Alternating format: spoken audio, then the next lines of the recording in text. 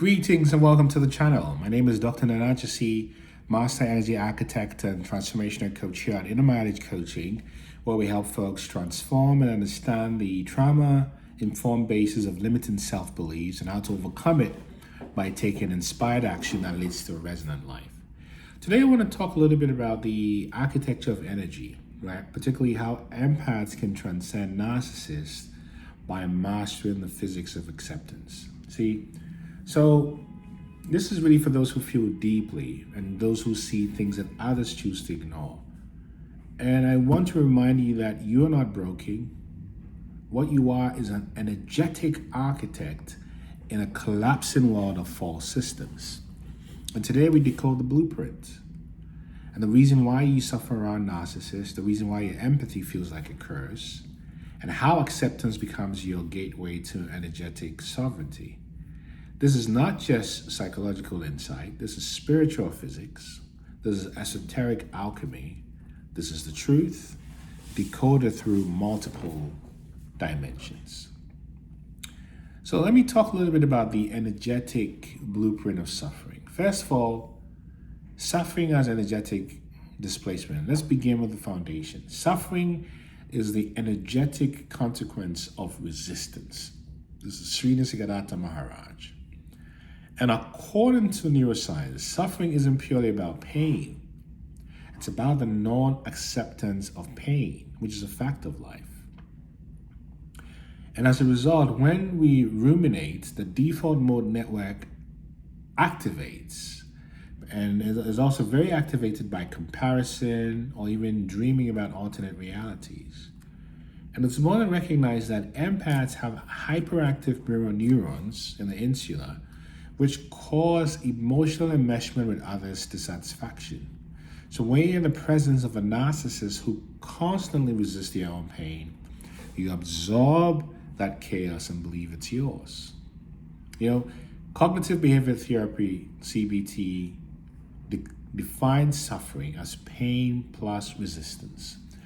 And comparison activates the inferior-superior schema, which is a narcissist's favorite manipulation terrain. And narcissists unconsciously offload their internal void by triggering comparison in others. So in Hermeticism, for example, suffering is a friction in vibration between your truth and the illusion that you're being coerced into. And it's important to realize that you're being trained involuntarily to desire a false energetic frequency, which is in the narcissist persona. This is not desire, this is energetic hijacking. So when you come into the physics of acceptance, you think about Heisenberg's uncertainty principle, which says you cannot know both the position and velocity of a particle with precision. What this means in human consciousness is you cannot control and accept at the same time, because acceptance collapses the wave function of an initiate into infinite suffering possibilities into one. That is peace. Acceptance collapses infinite suffering into one possibility. And Dr. Joe Dispenza said something similar. Acceptance is the ultimate energetic command that returns your field from fragmentation into coherence. And it regulates your vagus nerve for emotional equilibrium.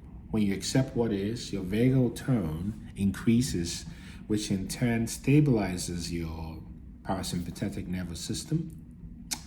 And this literally restores energetic homeostasis in your body.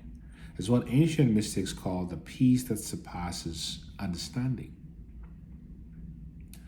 Now, when you come into the narcissist game of comparison, you think about how the narcissists weaponize lack to entrap empaths. So narcissists operate via a system that could be referred to as energetic inversion, meaning they never tell you directly that you're unworthy. They imply it energetically by praising others in your presence. Therefore, flaunting artificial successes are constantly drawing attention to your supposed deficiencies. Then their performance is an energetic field that is carefully curated because they are trapped in perpetual projection, a compulsive need to export their own self-hatred into others. And empaths, being highly sensitive receivers, unconsciously transduce this projection into their own self-doubt. Now, when you come into the occult view, in occultic frameworks, comparison is a binding spell because it forces the target to discern their current energetic state and yet for false frequency. It's not just psychological, it's ritualistic energetic bondage. So you realize that all of this is how you get trapped in with these narcissists. You see, you're trapped in this kind of energetic, psychological, psychosocial, emotional trap that you cannot get out of. And until you come to a place of accepting that this is what is, this is why it's happened, and this is what you can do about it, it continues. And in fact, the more you resist your suffering by bypassing it, by not feeling it, by not acknowledging it, by trying to wish it away, you perpetuate your stay in the hell realm with these narcissists. In fact, the narcissist's objective is to get you to a place of so much fragmentation and dissonance that you cannot come to a place of clarity and coherence. Because when you come into a place of clarity and coherence, you're immediately prepared to exit this energetic contract with the narcissist. And until you exit this energetic contract, you will still remain, even non-locally, enmeshed with a narcissist. So it's important to realize that acceptance plus presence equals liberation. So in the Buddha Dharma, or in the Buddhist psychology, dukkha, in the language of the Buddha, meaning suffering, is not just pain, it's also dissatisfaction, such as desiring or craving for what isn't. But the Buddha taught that the end of suffering is not the end of pain, but really the acceptance of pain, the end of resistance to pain. Because the more you resist pain, the stronger pain becomes. And pain is undefeated when it comes to people who try to resist it or bypass it. Because as an empath, when you accept what is, especially your own suffering, you become unhackable.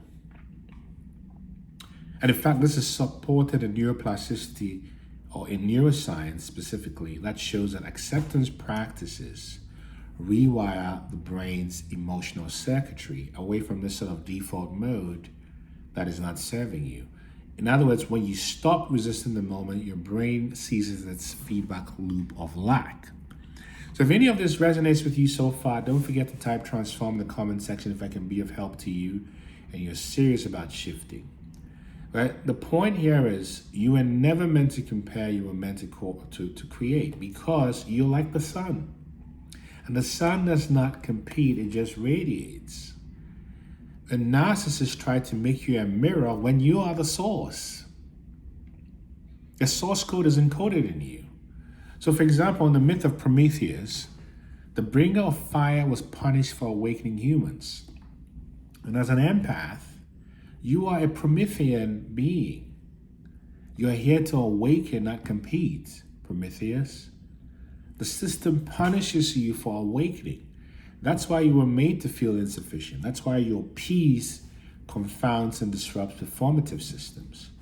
And acceptance returns you to source field intelligence. And from here, you no longer play the narcissist game. You architect the reality. Because empath, you were never meant to suffer endlessly. The suffering wasn't yours. It was inherited, inverted, installed, and now it's being deprogrammed. So through acceptance, you reclaim your throne. Through presence, you restore the blueprint. You're not reacting anymore. You're building. And because now you understand, comparison is the narcissist's weapon. But acceptance is your shield, sword, and sovereign frequency, because you are the architect. If this transmission activated something, you drop the word transform in the comment section. And don't forget to subscribe for deeper downloads from us at Inner Mileage.